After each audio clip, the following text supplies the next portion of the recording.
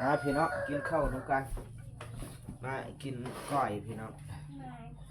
ก้อยชิ้นควายซื้อมาอ่าโลนึงพี่น้องโลนึงก็ตกอยู่130,000พี่น้องแต่บ่ได้เครื่องในบ่ได้เครื่องในแล้วก็เพียก็ได้ชื่อต่างหากพี่น้องแล้วก็เครื่องในก็ได้ซื้อต่างหากชิ้นก็โลต่างหากเพราะว่ามันแพงสมัยของมือแต่เก่าโลนึง70,000พี่น้องแต่เก่าแต่ตอนนี้โลนึง100,000ปลายก็จะได้ซื้อกินพี่น้องซื้อเฮ็ดกินคนเดียวเพราะว่าเมียไปเฮ็ดเวียกเมียบ่อยู่เฮือนพี่น้องแล้วก็เลยเฮ็ดกินคนเดียวเฮ็ดแล้วเรียบร้อยสำเร็จแล้วพี่น้องนี่แล้วก็จิมากินพี่น้องของแก้มกับบ่มีหยังพี่น้องของกับบ่มีหยังหลายนี่มีผักบัวแล้วก็ผักหอมเสริมพี่น้องแล้วก็มีผักกาดแต่บ่หลายแต่เฮากินแบบบ้านๆพี่น้อง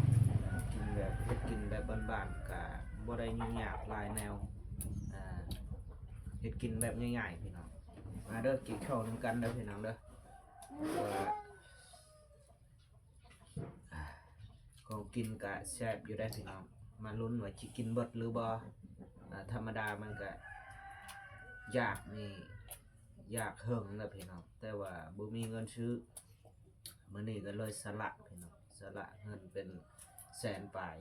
จะได้มาซื้อกินมาลุ้นนำกันพี่น้องว่าสิกินหมดหรือว่าบ่เบิดพี่น้องมากินข้าวนำกันพี่น้อง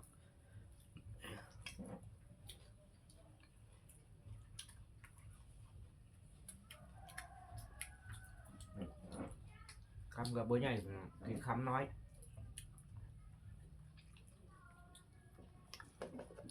ใส่มะนาวพร้อม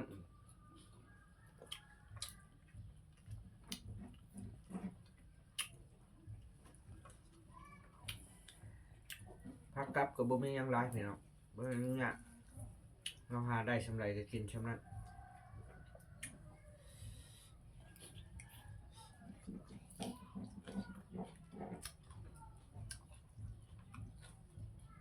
ยอดแซ่บ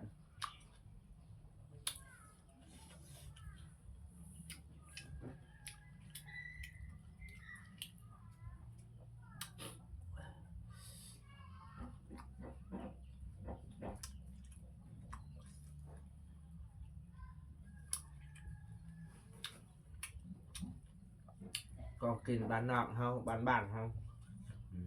ซ้ำนี่ก็ถือว่าดีชุดแล้วพี่น้องดีชุดแล้วว่าเราบ่เคยกินของในเมืองพี่น้อง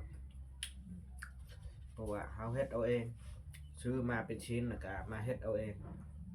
ก็แซ่บกับเฮาเองพี่น้องแต่คนอื่นเพิ่นกินน้ำเฮาบ่ได้เพราะว่าเฮาก็บ่แม่นว่าเชฟกระทะเหล็กเป็ดผู้ปรุงผู้ปรุงแต่งกับบ่เคยเฮ็ดจักเทื่อพี่น้องบ่เคยเฮ็ดจักเทื่อแล้วก็สิมาลองมึง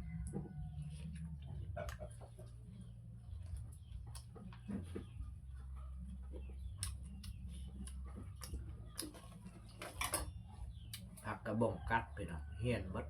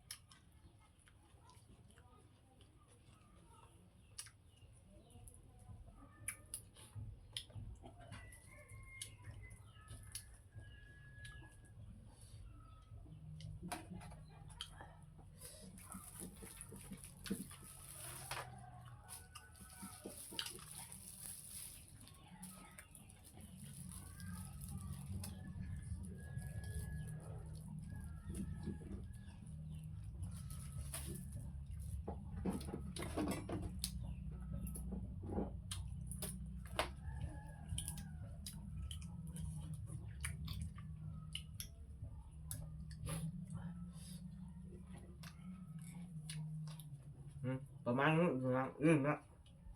ยืมนะได้ได้ปะเงินเด้อ